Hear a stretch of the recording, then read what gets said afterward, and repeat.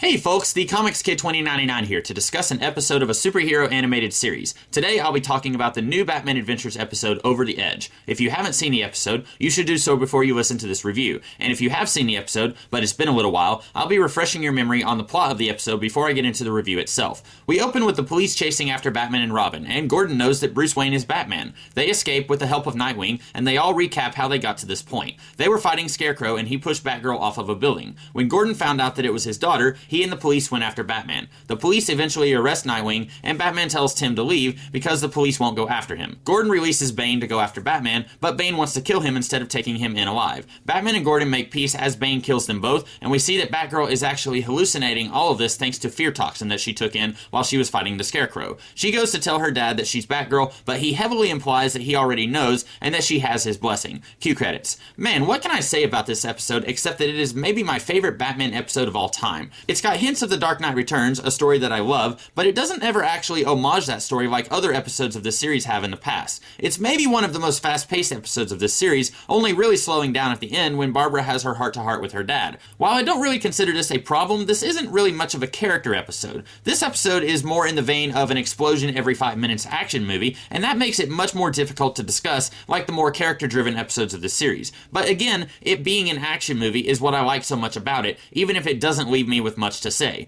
In the DVD commentary of this episode, Bruce Timm said that people were angry that this episode turned out to be a dream. He rightly argued that it really shouldn't have been that much of a surprise, since they blow up the status quo pretty hard in the first 10 seconds of the episode. Now, of course, after seeing this episode, I would love to see an entire series in the vein of Year One or The Dark Knight Returns, where Batman is seen as a threat by the police and they are chasing him down. But I'd be very surprised if anyone actually thought that that was the direction the series was going in, since it was such an episodic series before now. A thing I would throw out there is that this episode is quite similar to the episode Perchance to Dream. Then it was the Mad Hatter, and it was a much more cerebral episode. Still, it was all in a character's head. But honestly, when you've got something like 80 episodes of a series, and 2 of them visit somewhat similar premises, but play those premises out in very different ways, I'm not going to be upset. I like Perchance to Dream, and I like this episode. I said that I would love to see an entire TV series with the GCPD going after Batman and his family, and that might be the closest thing that I have to a complaint about this episode. This episode is so amazing, I'm disappointed when it's over. I want to see more. Gordon is willing to release a mercenary from prison to capture Batman. What other links will he go to? We see Batman is willing to almost kill Bane, which is a pretty big deal for Batman. What if we stretch this episode out and got to see a whole string of events leading up to Batman's breaking point?